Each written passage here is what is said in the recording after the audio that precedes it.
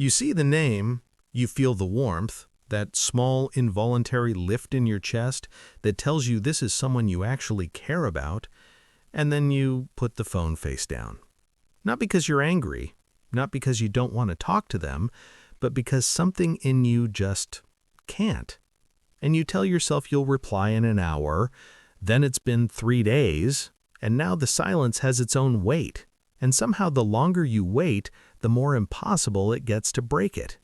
You didn't ghost a stranger, you ghosted one of the few people who actually makes your life feel less lonely, and you already know how that sounds. Here's what no one tells you about ignoring a text from someone you like. It's not passive, it takes work.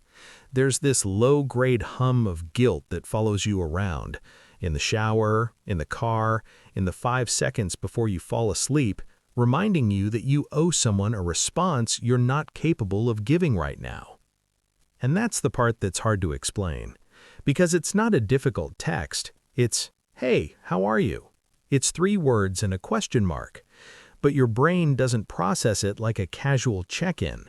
It processes it like a performance request, because to answer it honestly, you'd have to actually know how you are.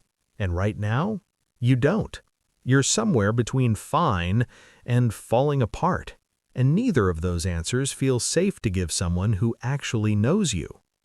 This is what psychologists call avoidant behavior. But forget the clinical label for a second. What it really is a tank running on empty. When you've already spent everything you have on just existing that day, connection stops feeling like relief. It starts feeling like one more thing that requires something from you. And the cruelest part is that this almost never happens with people you don't care about. You can text back a coworker in 30 seconds. A stranger on the internet gets a reply within minutes. But the person who actually sees you? Radio silence. There's a version of you that you perform for most people. Competent, fine, together enough.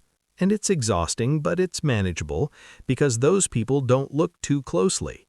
But the people you've actually let in, they can see past the performance. And when your emotional margin is completely gone, the thought of being truly seen by someone feels less like comfort and more like exposure. So you go quiet, not because you don't want them, because you're protecting them from whatever version of yourself is running the show right now. Or maybe you're protecting yourself from the intimacy of admitting it. It's hard to know where one ends and the other begins. The unread message sits there like a small lit window in a dark house. You know someone's home, you just can't make yourself knock right now. If you've made it this far, you've probably done this. And you've probably carried it quietly, because ghosting someone you actually like doesn't have a name that doesn't make you sound terrible. There's no word for, "I care about you deeply, and I'm currently too depleted to prove it." But here's what's true. Most people who go quiet aren't cruel. They're just out, empty in a way that doesn't make for a good explanation, and so they offer nothing instead, which feels somehow less embarrassing than the truth. You don't have to respond with a perfect answer.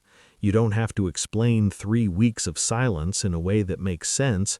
Sometimes the most honest thing you can send is, "Hey, I've been in my head. I miss you." That's it. That's the whole thing. Because the people who actually see you, they already know something's going on. They've just been waiting for you to come back. And you still can.